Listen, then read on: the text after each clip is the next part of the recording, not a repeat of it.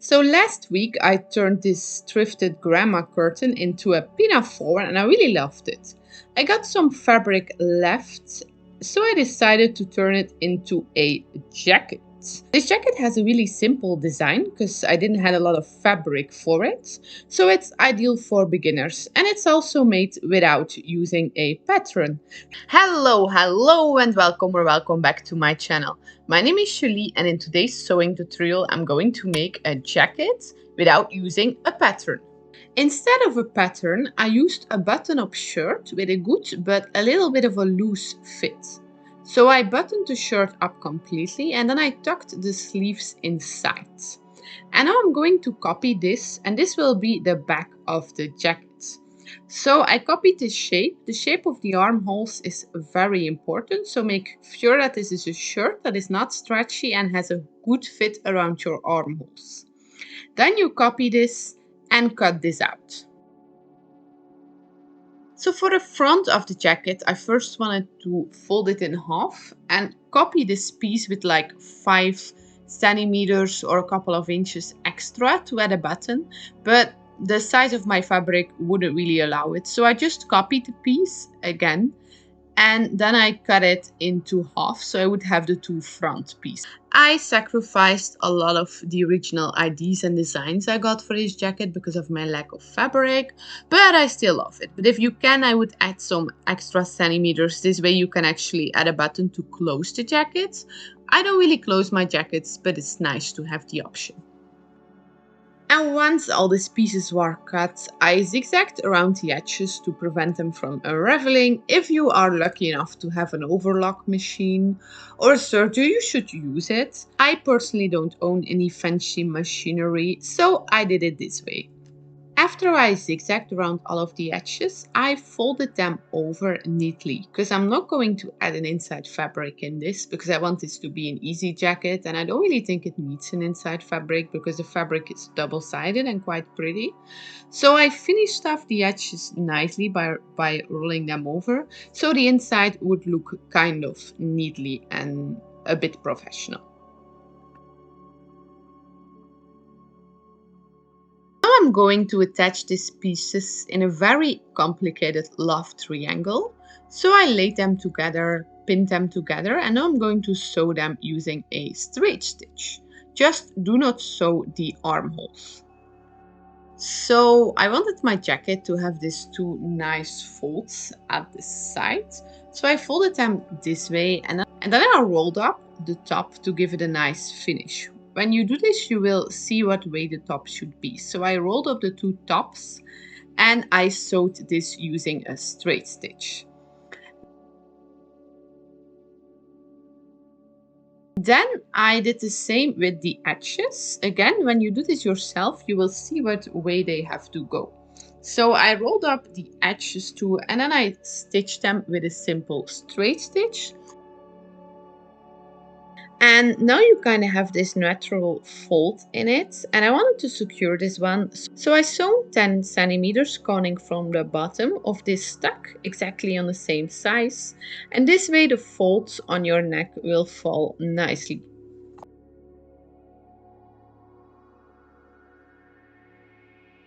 Final step to finish the bodice is to add a collar. So I measured my collar. I always make my collars 5 centimeters smaller at the sides. I don't know why I do this, I just like the look.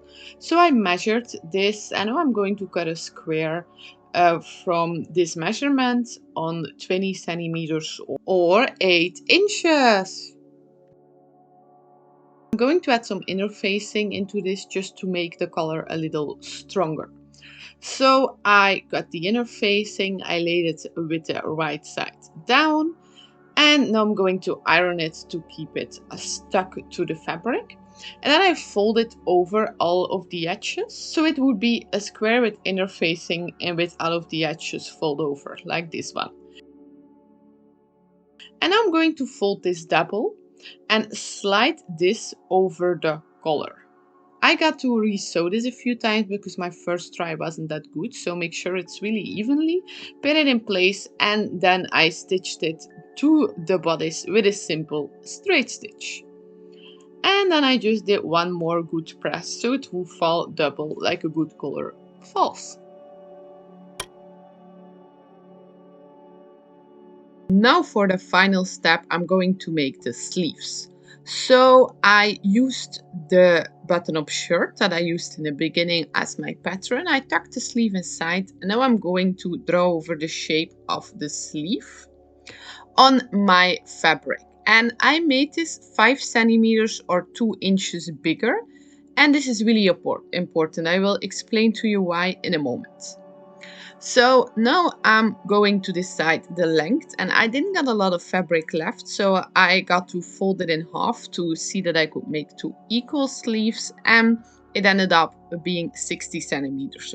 And then I measured the size of my wrist and some other parts of my arm, and I used this to complete the drawing. Then I cut this whole piece of art out and I copied it to make a second one. And then I zigzag stitch around all of the edges to prevent them from unraveling in my washing machine. And then I folded the sleeves right sides together and I pinned them in place, and I just sewn a simple straight stitch as close as possible to the edge to close the sleeves. Once you've done that, you have 2 sleeves, and I'm going to add a little extra one that I have never used myself before, but I'm really happy about. I'm going to gather the top of the sleeves. Like you can see in this movie, the top of my sleeves are a little bit gathered, and this gives you just a little bit extra wiggle room around your sleeves. So it's really great if you want a comfortable sitting jacket. So to gather this, I selected around 10 centimeters or 4 inches of the top. This is why I made it a little bigger. And I stitched a straight stitch on my widest length without back stitching so I could gather it. Then I slowly pulled this together and gathered it a little bit at the top, secured the knots, and now I'm going to attach this like this to the sleeves.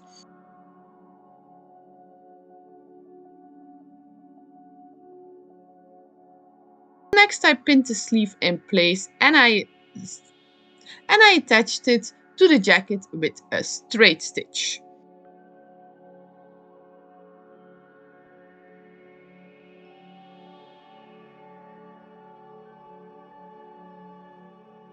And now the gathering is kind of bulky, so you need to give this a really good press with your ironer to finish it off neatly. And now this jacket is almost finished. I'm just going to do 2 finishing touches. I'm going to fold over the edges of my sleeves and the edges of my jacket to give it a nice and neat finish. I'm not going to add any pockets because I don't have a lot of fabric left, and I also think that this pattern is already very busy, so I want to keep the design very simple. I'm not going to add a button because I don't really know if it's possible, and if it's possible it will not look good when I close it, so why add a button if I'm not going to use it? So I will just leave it like this. Okay, and that was it for this week's video. Well, it's 2 days too late, but we're going to ignore that. I want to thank you so much for watching. My community really starts growing. I have more than 3,000 subscribers now, and I'm over the moon about it. So I want to thank everybody who watches, likes my videos, commented on them, or is subscribed. Thank you very much. If you have any suggestions about things I should make, you can leave them in the comments below. I'm also very open to criticism because I'm not a perfect sewer. I never followed a professional course or anything like that. I just learned everything to myself during the lockdown over the internet, and I actually really enjoyed doing it. I love making these videos, but it's absolutely not perfect. So if you have any comments, please leave them in the comments down below. Okay, I have not enough fabric left from this grandma curtain to make anything else out of it, so the next video will be with another fabric. I think it might be some patchwork. I also want to make another picture book from handmade paper, so I don't know what I will do next. It will be a surprise, but probably something with jeans. Okay, thank you for watching. Bye. See you next time.